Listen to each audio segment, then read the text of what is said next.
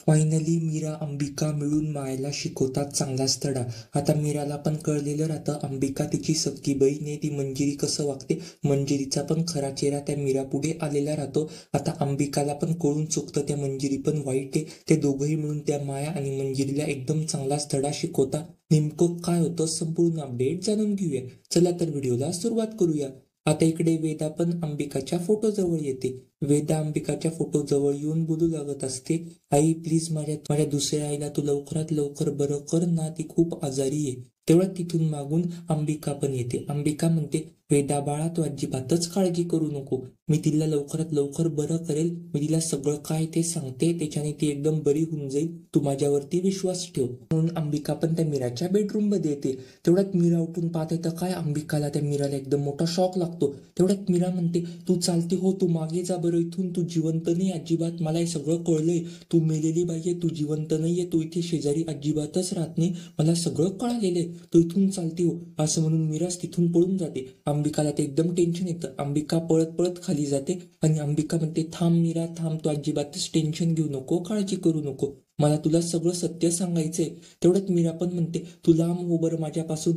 अंबिका पण म्हणते, हो मी लांबच आहे, तू अजिबातच काळजी करू नको. तेवढ्यात मीरा पण बोलते, काय बोलायचंय बरं तुला, बोल. तेवढ्यात अंबिका पण म्हणते, तू माझी सख्खी बहीण आहे, मला तुला हे सांगायचंय, मी तुझी मोठी बहीण आहे. हे ऐकून ते मीराला ते एकदम मोठा शॉक लागतो. तिच्या पायाखालची जमीनच सरकून जाते. तेवढ्यात मीरा बोलते, तू माझी सख्खी बहीण असं असूच शकत नाही, माझी सख्खी बहीण लहानपणीच हरून गेलेली आहे आणि तू एक मेलेली बाई आहे. तू असं काय बोलते बरं, मला असं काही खोटं सांगू नको. तेवढ्यात अंबिका पण बोलते, आपले बाबा शिवनाथे आणि लहानपणी तू रांगोळी काढत होती, त्याच्यामध्ये ती रांगोळी निसटून गेली होती. तेवढ्यात मीरा पण बोलते, हे सगळं तुला कसं माहिती बरं.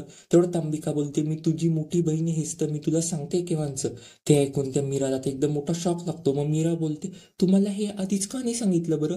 तेवढ्यात अंबिका पण बोलते, ती सांगायची योग्य वेळ नव्हती, इतक्या दिवस मी तुला भेटत नव्हते, कारण की मला एका कॅदीमध्ये अडकवून ठेवलं होतं, मी एका बंधनामध्ये अडकलेली होते, एका तांत्रिकाने मला अडकवलं होतं. शिवनाथ आपले बाबा तेच येऊन त्यांनीच मला सोडवलं तिथून आणि हे सगळं मला त्यांनीच सांगितलं.